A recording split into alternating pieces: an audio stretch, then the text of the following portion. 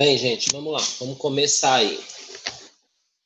A gente estava falando sobre distribuição de drogas. Então, só dando uma repassada em alguns conceitos importantes que a gente falou, a gente só vai falar de distribuição de drogas depois que eu falei que a droga foi absorvida. Então, primeiro o medicamento tem que ser absorvido, depois que ele foi absorvido, ele chegou na corrente sanguínea, ele estando na corrente sanguínea, eu posso falar de distribuição. Então, absorveu, chegou na corrente sanguínea, vai ser distribuído. Vai ser distribuído para ele alcançar o quê? Todos os tecidos, todos os órgãos aí. Para ele alcançar tudo isso, ele depende do quê? Da quantidade de sangue que esses órgãos têm. Quanto mais irrigado eles forem, quanto mais sangue os órgãos e tecidos receberem, maior vai ser a quantidade de droga que vai chegar até lá. Essas drogas, elas podem se ligar. Tem alguém com o microfone ligado, por favor, desligue. Essas drogas, elas podem se ligar à proteína plasmática, certo? A principal proteína plasmática que a gente falou é a albumina. Só a albumina? Não, mas é a principal proteína plasmática que esse fármaco ele pode se ligar. Para o fármaco ter ação, ele tem que encontrar um receptor. Então, para ele encontrar o receptor, se ele estiver ligado nesta proteína, ligado na proteína, ele não vai ter ação. Então, ele precisa estar na sua forma livre, a forma ligada à proteína, ele não vai ter ação. Essa ligação à proteína é uma ligação fraca, ele vai se desligando dessa proteína aos poucos e ele vai se ligando no fármaco. Vai se ligando no receptor, desculpa, e tendo a sua ação. Então, a gente falou disso na aula passada, a gente já tinha visto 2 aulas atrás, a gente deu uma reforçada na aula passada, estou repassando agora. A gente finalizou, eu fiquei de finalizar com vocês o conceito de volume de distribuição. É a única coisa que está faltando aí para a gente finalizar a parte específica de farmacocinética. Então, o que eu quero que vocês pensem em volume de distribuição? Volume de distribuição seria o volume que essa droga precisaria para ela se difundir pelo organismo inteiro. Seria um volume... Tânia, eu acho que é você que está com o microfone ligado. Por favor, desliga para a gente. Não sei, para mim não está interferindo muito, mas eu estou ouvindo alguma coisa. Eu não sei se o pessoal, os alunos, estão conseguindo ouvir direito. Eu acho que é o seu microfone que está ligado. Tá, eu vou desligar. Obrigado. Então, o volume de distribuição seria um volume necessário para o fármaco o quê? Para ele se difundir, para ele igualar a concentração que ele tem fora do tecido e dentro do tecido, tá? Basicamente seria isso. O que eu quero que vocês guardem de volume de distribuição neste momento é somente esta informação que tem neste slide. Baixos volumes de distribuição, então baixos volumes de distribuição significa que esse fármaco ele está o quê? Ele está mais no sangue, está no sistema circulatório. Altos volumes de distribuição significa que esse fármaco está acumulado em tecido extravascular, ele está nos território, desculpa, extravascular, ele está nos tecidos. Então, baixo volume de distribuição, ele está pelo sangue. Alto volume de distribuição, ele está acumulado, ele vai para os tecidos. Vamos pegar alguns exemplos que eu tenho aqui. Então, eu tenho, olha, volume de distribuição. Um alto volume de distribuição, cloroquina. Então, cloroquina, é mais fácil de eu encontrar cloroquina nos tecidos do que no sangue. Por quê? Porque ela se acumula, ela tem um alto volume de distribuição. Então, ela se acumula em algum tecido. A gente falou de drogas que se acumulam em alguns tecidos, como a gente falou da... Deixa eu voltar o slide aqui. A gente falou da tetraciclina... Não, peraí, aqui. A gente falou da tetraciclina, que se acumula no tecido ósseo. A gente falou de anestésico, que eu dei o exemplo de anestesia em paciente obeso. Então, a cloroquina é uma droga que ela vai se acumular em um tecido. Eu não sei exatamente qual é o tecido que ela se acumula. Enquanto eu tenho ácido salicílico ou varfarina, um anticoagulante, ele é uma droga que é mais fácil de você encontrar ele no sangue, ele tem um baixo volume de distribuição. Então, eu não tenho essa droga acumulada nos tecidos, tá? Então, o que é importante desse quadro? O que eu tenho nesse quadro para falar para vocês?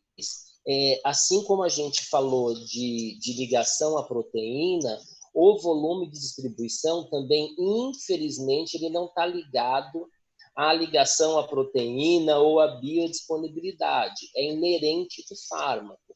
Infelizmente, não dá para eu assumir que todo anticoagulante tem baixo volume de distribuição e alta ligação à proteína. Não dá.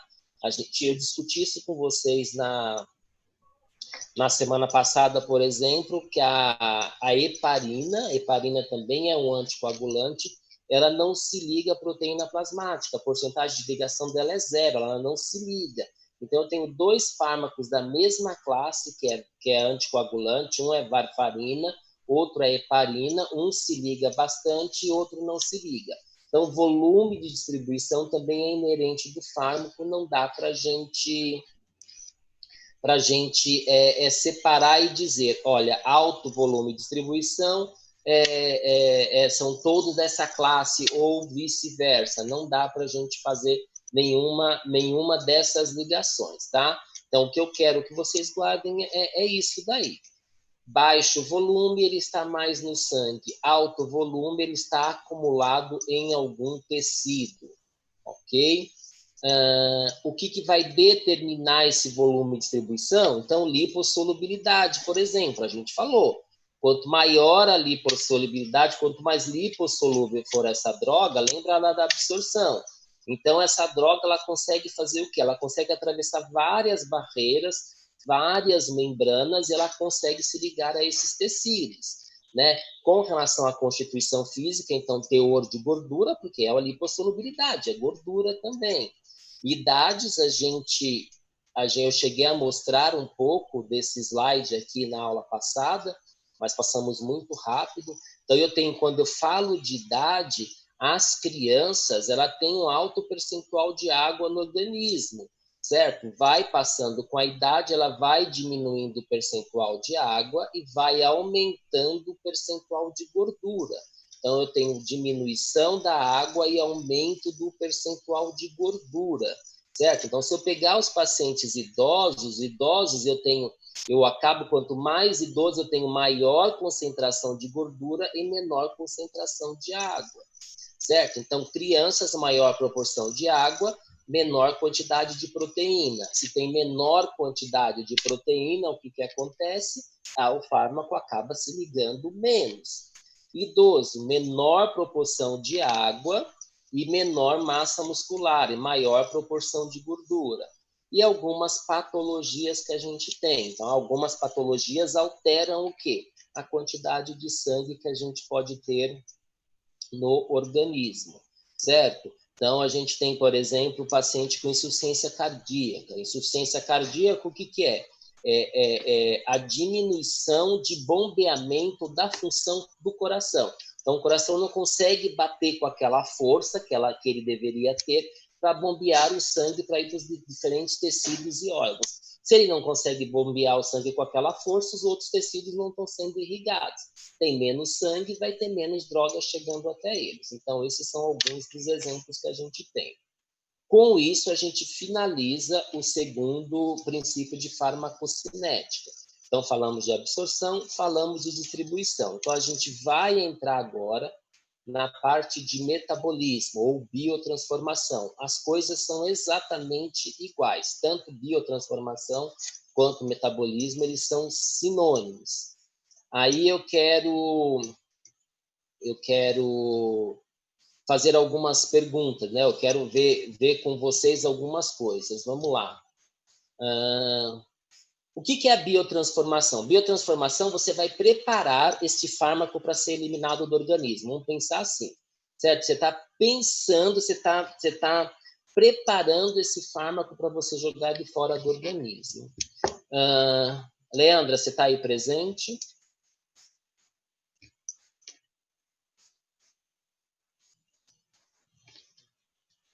Vamos lá.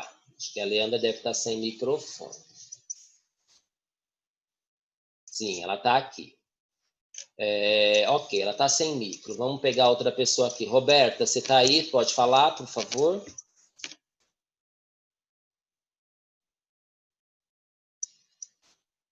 Isabela. Dole uma, dole duas. Tenho medo não, que eu não mordo ainda, tá, gente? Ainda não estou mordendo. Joana.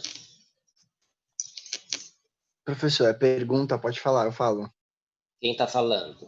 É o Gabriel? Irlano. Hã? É o Irlano. Ah, tá bom. Então vamos lá.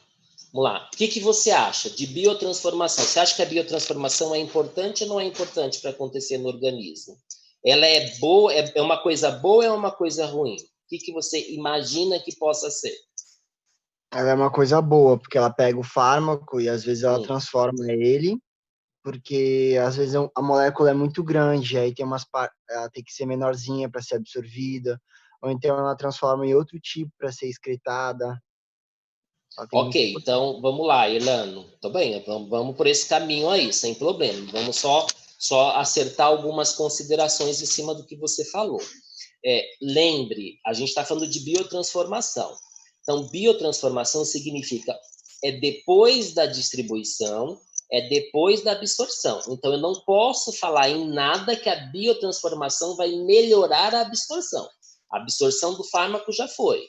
Então, isso é super importante que vocês tenham em mente. A absorção já aconteceu, aí veio a distribuição e agora vai ser o metabolismo. Então, o metabolismo é preparar esse fármaco para jogar ele fora do organismo, certo? Então, você falou em quebrar o fármaco, ele vai fazer algumas coisas disso, preparando este fármaco para ser eliminado. Ele só não vai quebrar para ser absorvido. Fechado, ok? Entendi.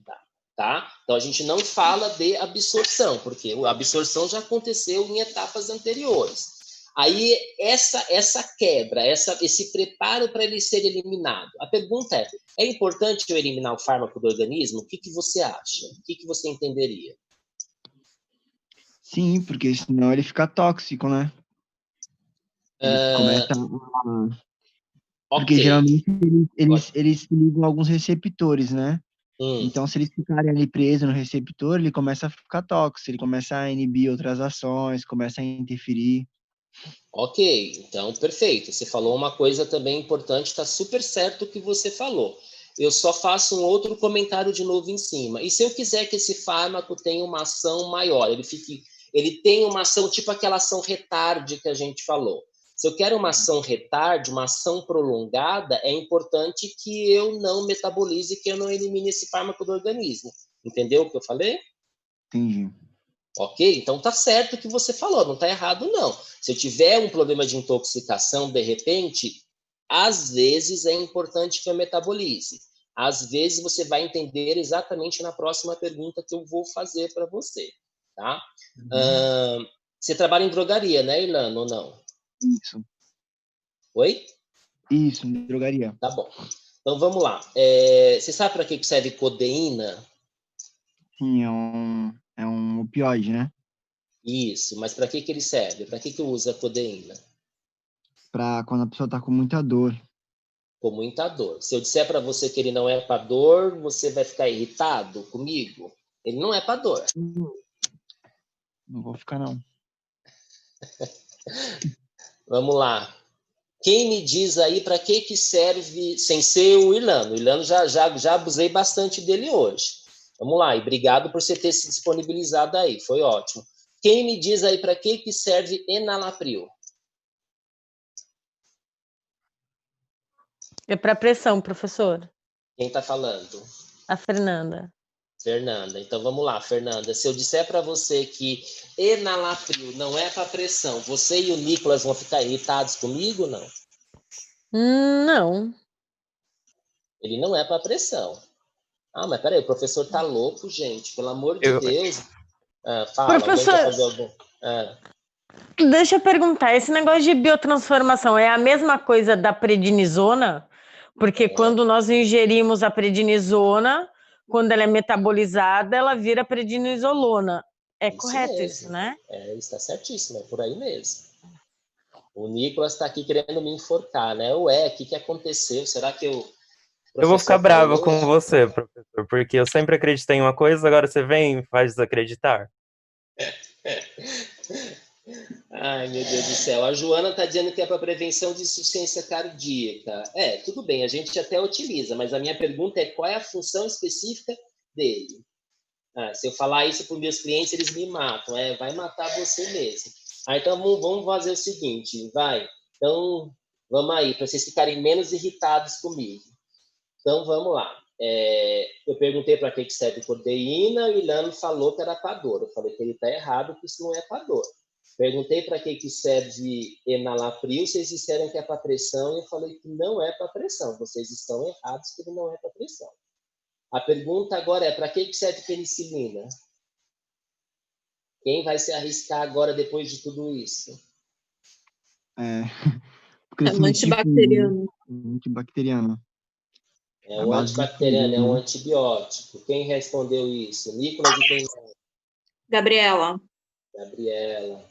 Ok, vocês acertaram, é isso mesmo, é um antibacteriano, pelo menos um, né? Vamos lá, gente. A verdade é assim, brincadeiras à parte, é só para a gente dar uma relaxada aí, a gente entender, porque isso acho que ajuda a gente a entender melhor a farmacocinética. O que acontece, gente? O que vocês falaram está certo, tá? Então não está errado isso, tudo que vocês falaram. Eu só quero que vocês entendam agora quando eu falo de farmacocinética. Então vamos olhar para a codeína nesse slide que eu estou mostrando para vocês. O que acontece? A codeína, então entendam, o medicamento codeína ele serve para tosse. O medicamento codeína ele não é para dor, ele serve para tosse. Certo? Então, a codeína serve para tosse. Quando ela entra no organismo da gente, após a gente absorver esse medicamento, a gente distribuir esse medicamento, então, quando a gente vai metabolizar, essa seta amarela aqui, ela quer dizer que eu estou metabolizando este fármaco. Quando eu metabolizo a codeína se transforma em morfina. A morfina serve para quê? Para dor. Então, não está errado. Brincadeiras à parte com o Ilano, ele está certo. Codeína serve para dor. Mas eu quero que vocês entendam que a substância codeína, a codeína em si, ela não é para dor. A codeína, ela precisa entrar no organismo da gente, ser absorvida, ser distribuída, depois ser metabolizada. Quando é metabolizada, ela é transformada em morfina. Aí a morfina serve para dor. Ilano, ok? Fechado? Fechado, professor. Ok? Aí vamos para o enalapril aí. Enalapril, olha, presta atenção. O medicamento, a substância enalapril não serve para absolutamente nada. Enalapril não serve para nada. Mas espera aí, eu vendo enalapril, o pessoal compra enalapril. Enalapril em si, ele não serve para nada. Depois que eu tomar o enalapril, de novo, ele vai primeiro eu tenho que absorver, aí eu vou distribuir essa droga, aí ele vai encontrar o seu receptor, ele vai ter a sua ação, aí ele vai ser metabolizado. Depois que esse enalapril foi metabolizado, aí ele é transformado, depois da metabolização, em enalaprilato. Este metabólito de enalapril, o enalaprilato, é que tem ação antihipertensiva. Então, o enalapril, ele serve para hipertensão? Sim, vocês estão certos, eu estava brincando com vocês, mas ele serve somente depois que ele foi metabolizado. Então, o paciente toma a droga, precisa metabolizar para ter ação antihipertensiva. Tá? Então, ninguém está errado aí quando falou para o paciente ou aprendeu aí em algum momento que enalapril serve para pressão. Vocês estão certos. Professor. Ok, eu só quero... Oi, pode falar. Então, por que não faz? Já toma ele já em enalaprinato? Tá, então, essa pergunta é super importante. Eu não sei se você vai lembrar, eu não vi quem é que está falando, ou se você assistiu comigo Cinética 1, o que acontece? Se você lembrar um pouquinho, lembrar por que eu não tenho AS AS eu não tenho ele em xarope, não tenho AS em gotas, não tenho AS em solução, que a gente discutiu isso no semestre passado. Porque o AS, pensa no AS infantil, ácido acetil salicílico para criança. Eu tenho criança de 3 anos, criança de 5 anos que toma AS, certo? AS pediátrico, AS infantil. Como é que é o AS infantil? É aquele comprimido cor-de-rosa. Gente, por que eu tenho que dar um comprimido para uma criança de 5 anos? Por que eu não tenho ele em xarope, que a gente discutiu? Porque ele não é estável nesta formulação. O enalaprilato, eu não consigo fazer o enalaprilato na forma de comprimido. Por isso que eu não tenho ele. Respondi a sua pergunta, não? Entendi.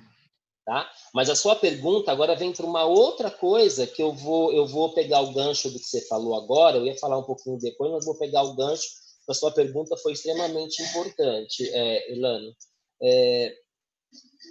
Se eu tenho um paciente que está com muita, mas ele está com muita dor, se eu tenho um paciente que está com muita dor, ao grau de, a intensidade da dor desse paciente é muito alta, o que acontece? Eu não preciso prescrever para esse paciente uma codeína. Eu posso dar direto para esse paciente o quê? Uma morfina.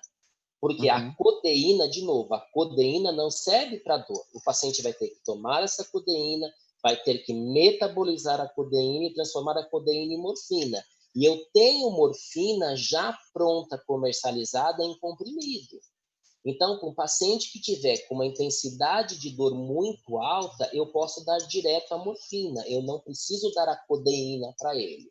Então, isso tem a ver com a pergunta que você fez do enalapril e enalaprilato. É diferente. O enalaprilato, eu não tenho ele. Na verdade, assim, existe enalaprilato injetável. A gente não tem isso no nosso país. Tá? Isso não tem no Brasil. A gente tem isso fora do Brasil, a gente tem o enalaprilato injetável. Então, ele já vem na sua forma ativa, mas é a droga injetável. Eu não tenho ele via oral em comprimidos, certo? Eu não tenho enalaprilato comprimido, só tenho ele na forma injetável. Tudo bem da codeína e morfina, gente, entenderam? Porque se eu tiver Professor. muito...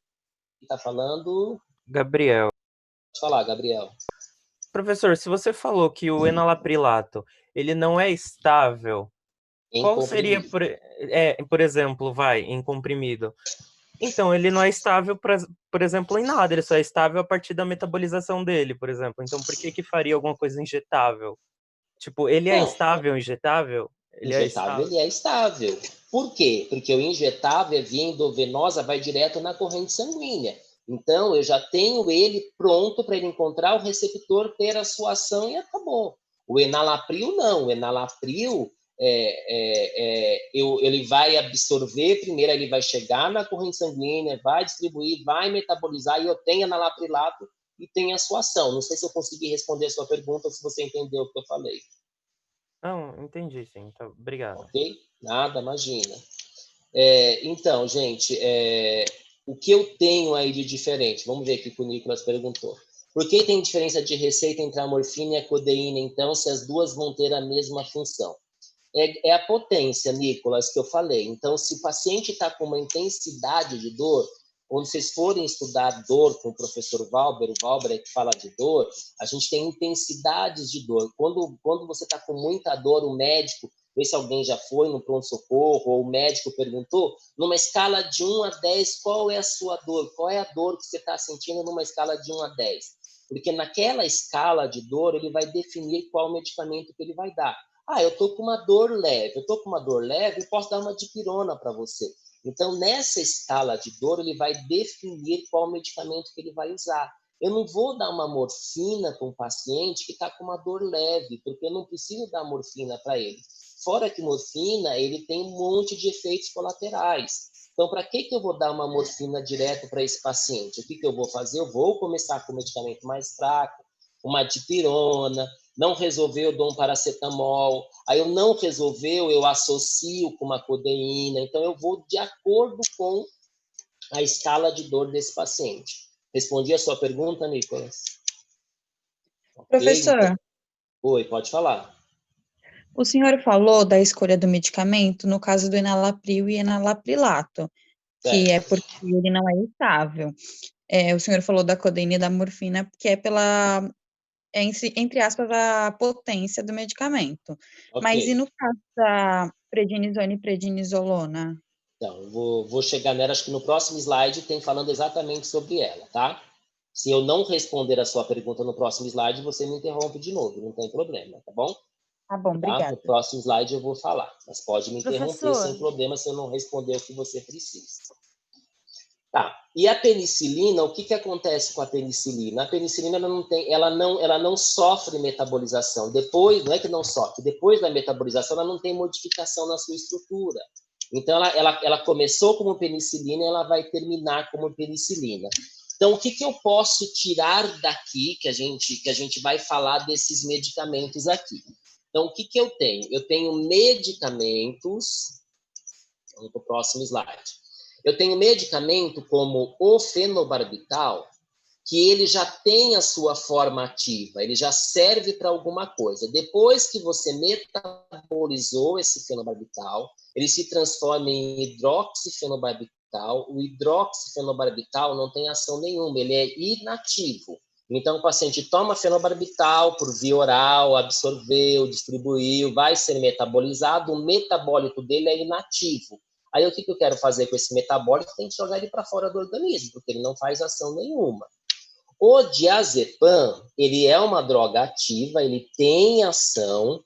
Depois que ele é metabolizado, primeiro eu tenho um outro metabólito dele chamado nordiazepam.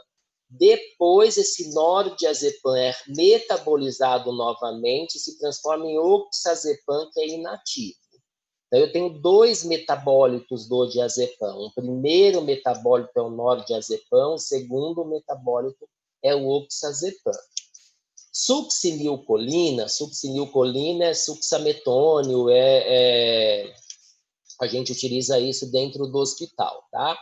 Então, a gente tem succinilcolina, ele se transforma em succinilmonocolina, que é um metabólito ativo, para depois se biotransformar de novo e transformar em colina, que é inativo.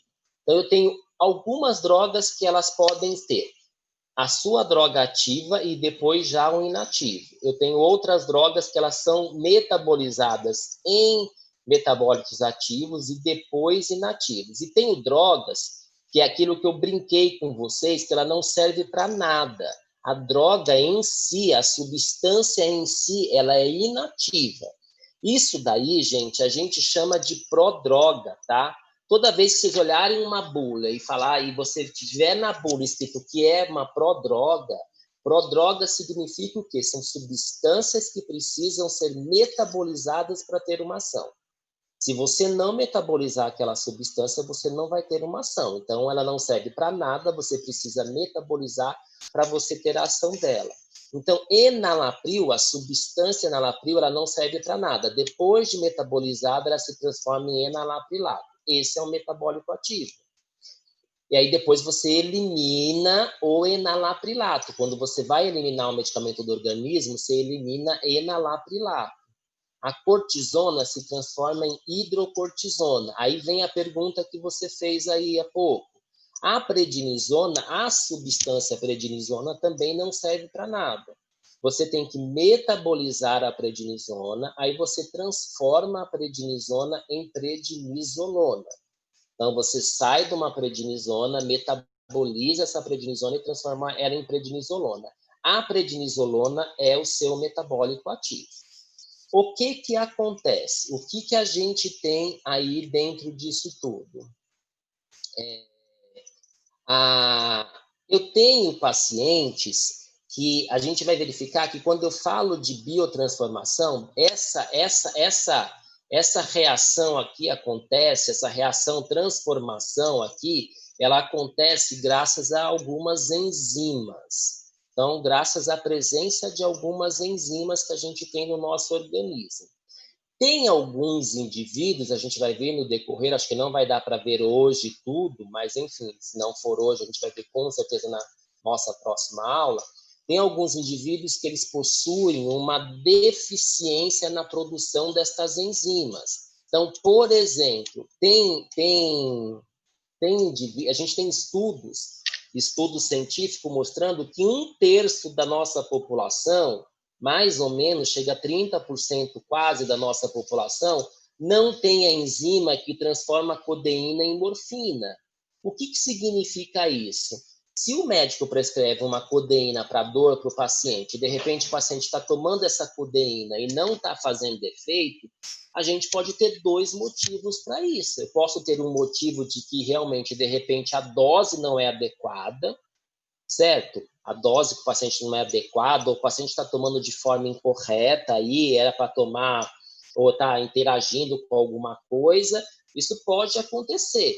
Mas também há uma grande probabilidade de que esse paciente ele não tenha essa enzima que transforma a codeína em morfina. Se não tem a enzima que transforma a codeína em morfina, o que vai acontecer? Eu não transformo morfina, não tem efeito analgésico, só tem um efeito antitussígeno, mas o paciente está com dor.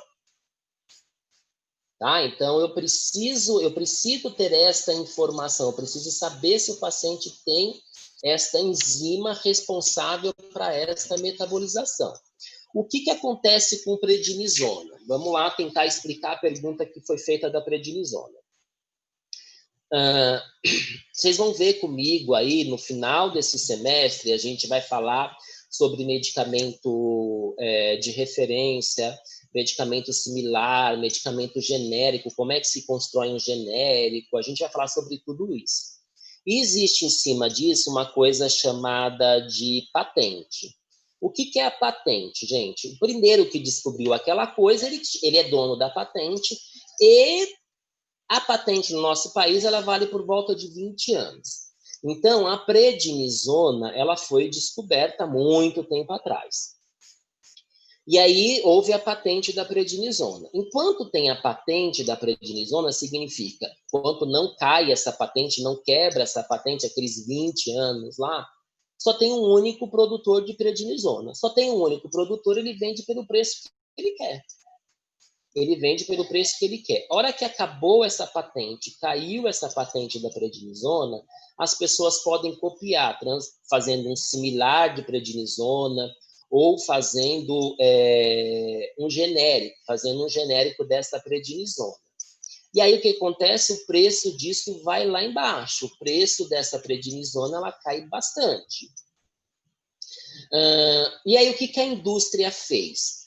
Peraí, prednisona. Prednisona se transforma em prednisolona. Ela é estável? Ela é. Então, ela lançou a prednisolona no mercado. Então, eu tenho prednisolona, ela tem exatamente, né? Ela é o metabólico da prednisona, então ela tem a ação da prednisona, que é um corticoide, é um anti-inflamatório que a gente tem aí, a ação da prednisolona é um anti-inflamatório, ele é um antialérgico em alguns casos aí. Então, o que acontece? A indústria lançou o prednisolona, que é mais caro do que o prednisona.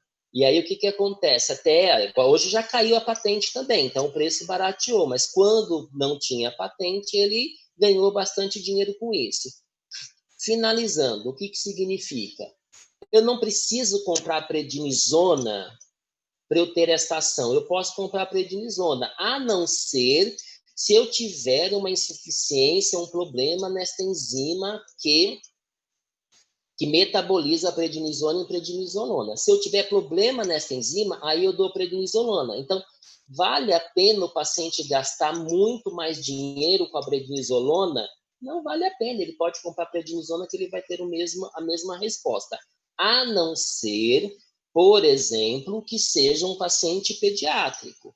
Por que pediátrico? Porque eu não tenho prednisona na forma de xarope. Eu não tenho prednisona na forma de suspensão. Eu tenho prednisolona suspensão. Aí, para uma criança, eu tenho que dar prednisolona. Para um adulto, eu dou comprimido de prednisona de 5 miligramas, prednisona de 20 miligramas. Qualquer coisa do gênero. Respondi a pergunta de quem fez aí da prednisona e prednisolona? Respondeu, professor, mas aí me surgiu outra dúvida também. Tá, peraí, que assim vai acabar em 1 minuto aqui, a gente vai ter que entrar em outro link. Eu só quero ver que tem uma pergunta que foi feita, porque a hora que caiu o link eu perco a pergunta. Tá, professor Adonícolas, por que tem diferença de receita entre morfina e codeína? Eu já respondi, acho que sim. se as duas vão ter a mesma função. Aí ele colocou, entendi, que eu respondi. Aí eu só vou dar um metabolizado para quem tem problema renal, então, né? Eu não entendi porque você perguntou se só para quem tem problema renal. Não. Eu não sei se você está falando de excreção, Nicolas. Vai cair, aí qualquer coisa você me pergunta de novo. Mas a excreção a gente vai falar depois. No fígado. Oi, você quer falar? Acho que ele quis dizer problema no fígado, não renal. Ah, ok. Se Porque for no fígado, tudo bem. Se é metabolizado no fígado, isso é hepático. Acho que ele quis dizer isso. Ok. Não, beleza. Então, perfeito, Nicolas. Se você quis dizer hepático, fechado. Porque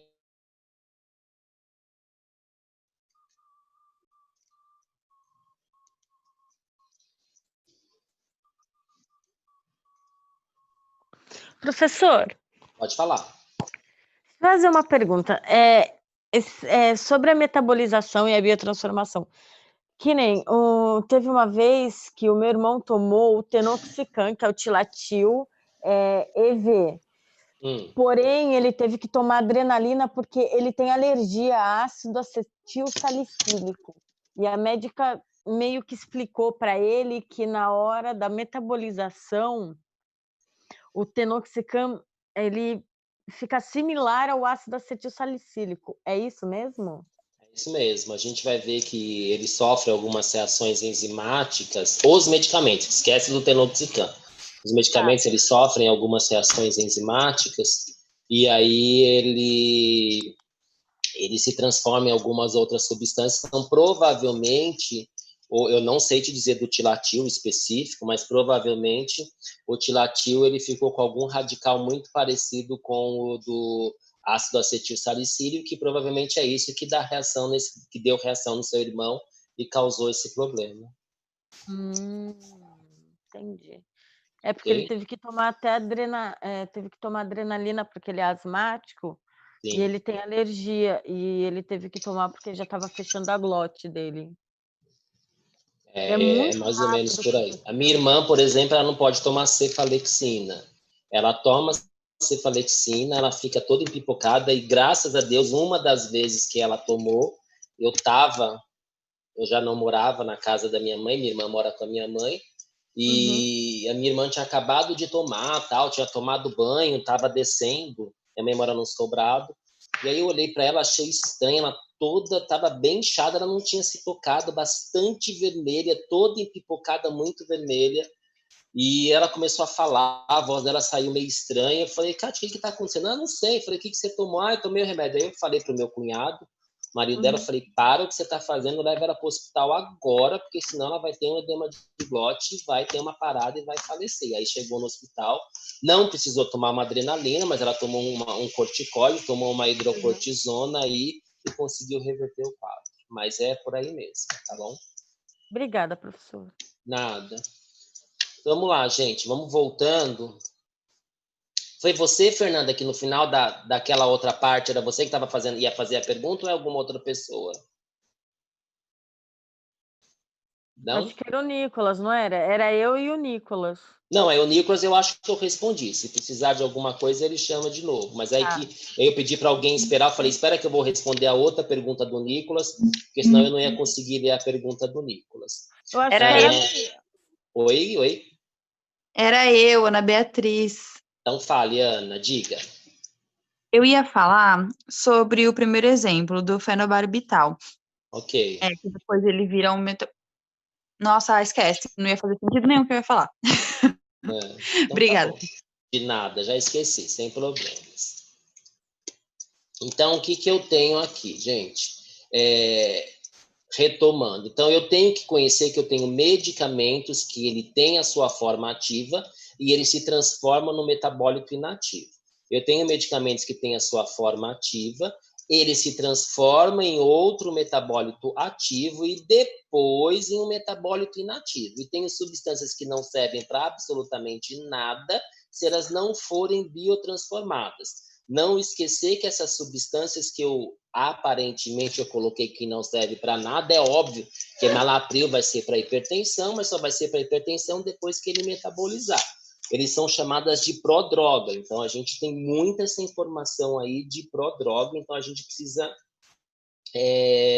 entender um pouquinho essa questão da prodroga.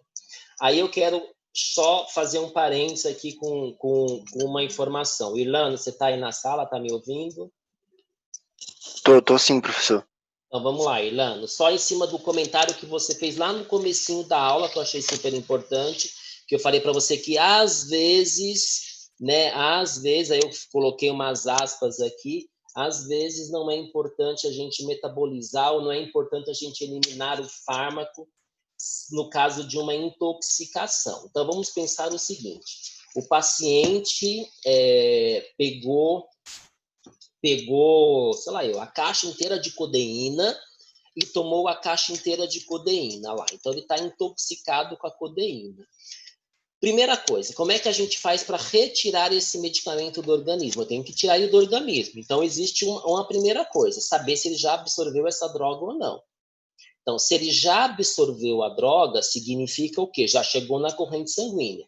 Então, a gente não dá para fazer uma lavagem estomacal, por exemplo, que se o paciente não absorveu, acabou de tomar, corre lá, faz ele vomitar, faz uma lavagem estomacal nesse paciente, então você consegue tirar aquela droga de lá. Agora, se já chegou na corrente sanguínea, você não tem como fazer essa... Não é que não tem como, você vai fazer uma lavagem, mas não vai resolver nada porque já está na corrente sanguínea. Se já está na corrente sanguínea, você pode fazer a seguinte coisa, você pode usar um antídoto dele, certo? Então, você pode procurar um antídoto e aplicar, dar um antídoto para esse paciente, usar um antagonista desse medicamento, vocês aprenderam aí com o Valber, com o professor Valber, agonistas e antagonistas, então você pode dar um antagonista para esse paciente, e aí você impede que esse medicamento se ligue no seu receptor. O problema é o seguinte, se esse paciente, por exemplo, tentou se matar ou está intoxicado com enalapril, por que eu falei para vocês que metabolizar a droga às vezes não é interessante? Se o paciente estiver intoxicado, que ele tomou muito comprimido de enalapril, se você promover a biotransformação, quando eu perguntei se a biotransformação é legal ou não que aconteça, para esse perfil de droga não é importante. Porque se eu metabolizar o enalapril, eu transformo ele numa droga ativa. Vai ficar mais ativa, vai intoxicar mais ainda o paciente. Então, para prodroga, especificamente prodroga, não é importante que eu faça esta metabolização, no caso de uma intoxicação. Você conseguiu entender, Lano? O resto da turma aí, ok? Sim, não?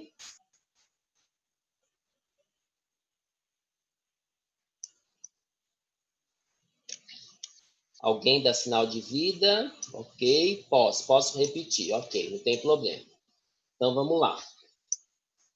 O que acontece, gente? Então, tem paciente que, imaginando que o paciente tomou enalapril e se intoxicou com enalapril. Obrigado, Amélia. Tchau, bom descanso. Depois a gente se fala, tá bom? Desculpa, gente, que eu estou aqui no trabalho ainda e eu só estou dando tchau para uma pessoa aqui. Então, o que acontece? O paciente se intoxicou com enalapril. Quando eu perguntei, a metabolização é uma coisa boa ou é uma coisa ruim? Metabolização é preparar a droga para ser eliminada. Então, todo mundo acaba pensando o quê? Eliminar a droga, eliminar o enalapril é uma coisa importante, é uma coisa interessante. Então, é legal que eu faça essa eliminação dessa droga. Só que eu metabolizar essa droga, olha aqui essa reação. Metabolizar significa transformar o enalapril em enalaprilato. Eu vou deixar ele na sua forma ativa, eu vou deixar ele potente. Então, metabolizar isso, eu não vou promover a eliminação dele. Eu vou deixar ele mais ativo ainda, então não é importante que eu faça esta metabolização. A gente vai discutir ainda como é que eu impeço que isso daqui aconteça especificamente em metabolismo. Consegui responder aí, Leandro? Deu para entender um pouco melhor?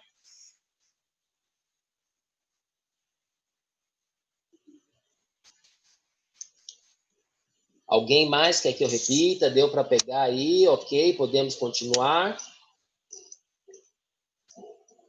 Tá, como eu não permito a metabolização dele, vamos aguardar. Eu não sei se eu vou conseguir falar isso hoje, tá? Mas eu acho que não. Mas aí aguarda um pouquinho que eu vou explicar para vocês como é que eu impeço essa metabolização. Deixa eu ver só uma pergunta que tem aqui do Guilherme. Professor, os fármacos que têm efeito terapêutico após a biotransformação fazem ligação com a proteína plasmática, tanto no prodroga quanto na sua forma metabolizada? Não. Esquece que eu falei, metabolização, ele já foi a distribuição, então a distribuição já foi. Eu não falo mais de distribuição quando eu estou falando de metabolização, isso já aconteceu. Ok? Deu para entender aí, Guilherme? Fechado? A distribuição já foi. Tá? Professor, mas ele não reacopla nos receptores depois dele ser metabolizado? Tipo, ele não volta para a corrente sanguínea? Então, tipo, não seria certo, tipo, a gente falar que ele passa de novo pela distribuição? Se acontecer uma reabsorção, ele vai metabolizar, aí ele vai ser excretado. Nessa parte de excreção, ele pode sofrer uma reabsorção. Olha a palavra, reabsorção. Então, reabsorção, absorver novamente. Aí, a hora que ele absorveu novamente, aí ele vai de novo se ligar à proteína, aí sim, mas é na parte da reabsorção, no momento que está acontecendo a excreção. Não acontece essa reabsorção no momento da metabolização. Tudo bem? Consegui responder? Entendi, professor. Obrigado. Nada, imagina. Então, gente, para gente falar aqui da penicilina. Então, a penicilina, o que é importante o comentário da penicilina para vocês aqui? Uma coisa legal que a gente observa aqui, que a penicilina, depois de metabolizada, ela continua sendo penicilina. Ela não mudou a sua estrutura, ela continua sendo penicilina. Então, a penicilina, ela vai ser excretada nesta forma, na sua forma ativa. A penicilina, ela é ativa, ela é um antimicrobiano, ela é um antibacteriano, e a hora que eu elimino, ela continua com a sua mesma estrutura, é um antimicrobiano.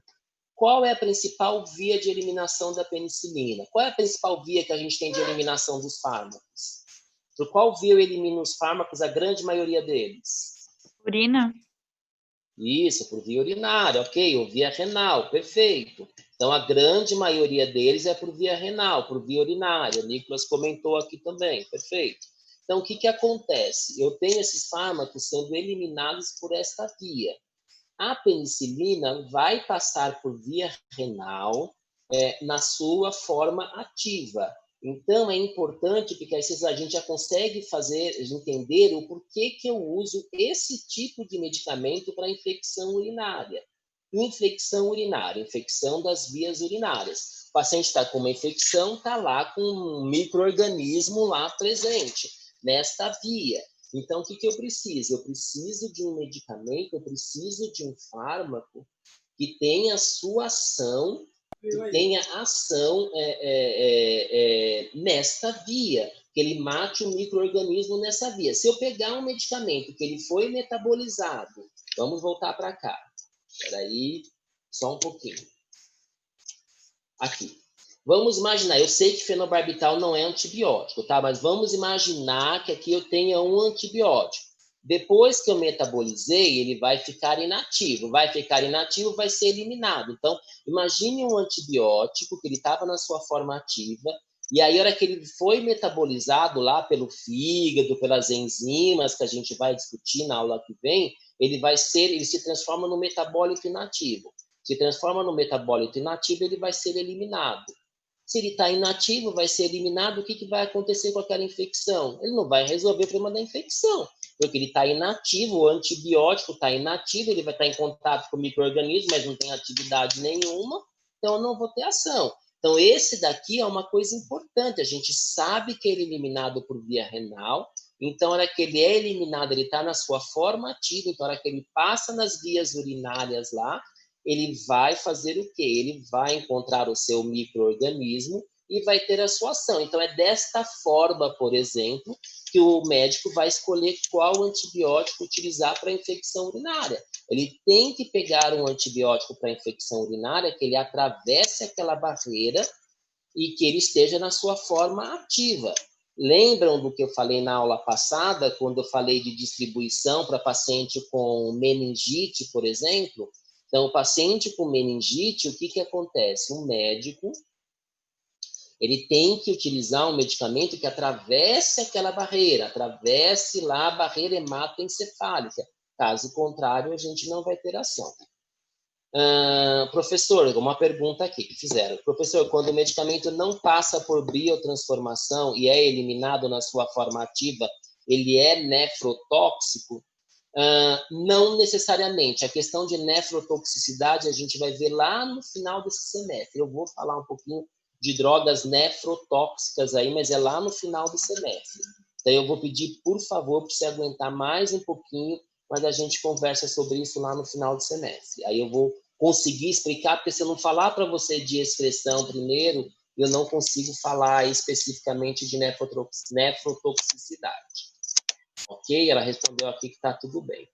Então, assim, gente, para a gente poder finalizar, porque eu já dei muita informação, senão vai confundir a cabeça de todo mundo. Para a gente poder finalizar a parte de biotransformação. O que eu quero que vocês guardem?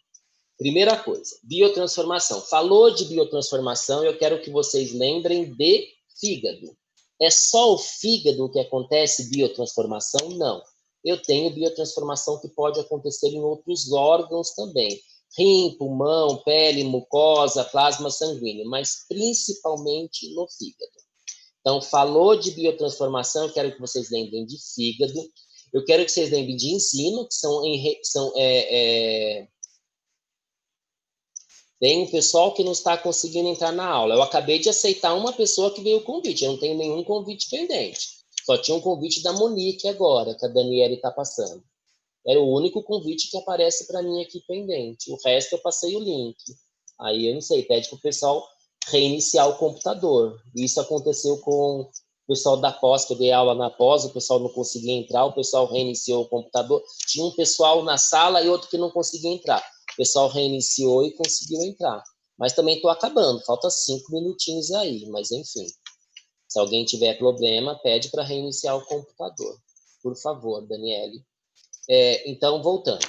Falou de biotransformação, fígado e enzima. É isso que eu quero que vocês guardem. Lembrar que eu tenho fármaco que ele tem ação e depois que ele metaboliza, ele possui outra ação. Eu tenho fármaco que não serve para nada, ele precisa ser metabolizado para ter a sua ação. Então, isso significa que ele é um profármaco. E tem o fármaco que, após metabolização, ele não sofre alteração na sua estrutura, ele continua da sua forma ativa como ele estava. É isso que eu quero que vocês guardem de biotransformação. Tá? Então, a gente falou de absorção, a gente falou de distribuição. Distribuição eu pedi para vocês lembrarem. Distribuição, lembrar de proteína plasmática, lembrar de albumina, a ligação à proteína.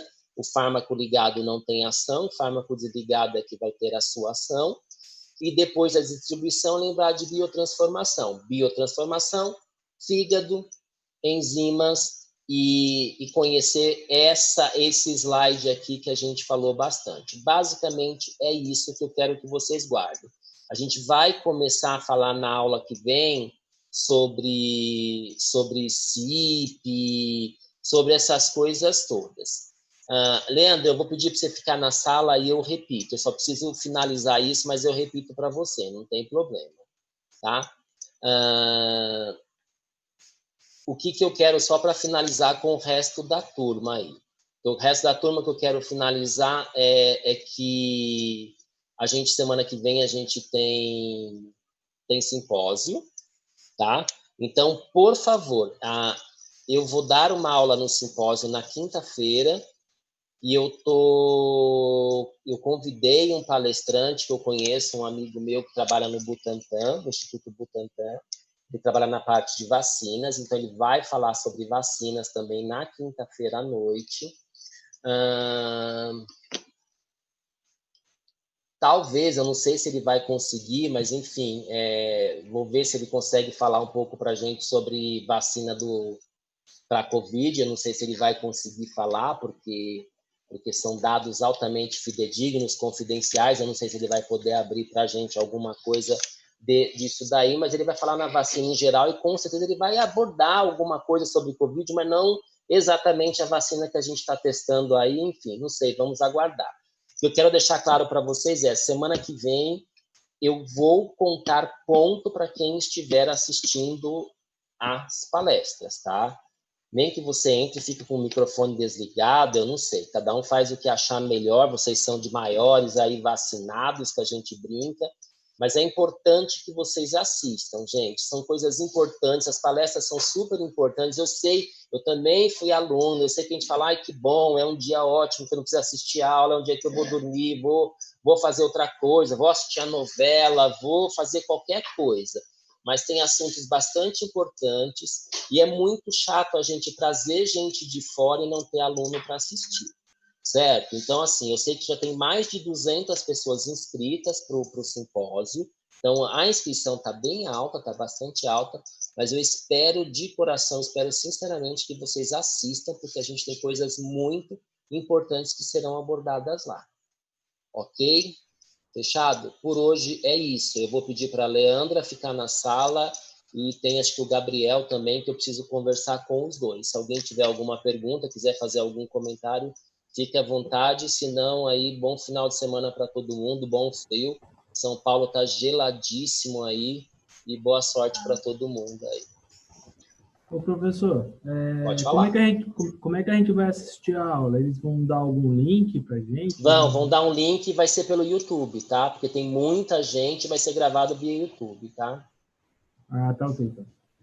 Bom, mas tem coisas bem interessantes lá. Verifiquem lá e fiquem atentos lá que tem coisas legais. O problema é que a minha vai ser na quinta-feira, porque é o dia que eu trouxe palestrante para falar de vacina, que eu acho que é um tema bem interessante, é um tema extremamente atual. Ele vai abordar um pouquinho aí das vacinas e espero que ele consiga falar da vacina de Covid aí. A gente enche ele de pergunta aí, tá bom? Bom fim de semana aí para todo mundo, gente. Professor, posso fazer uma outra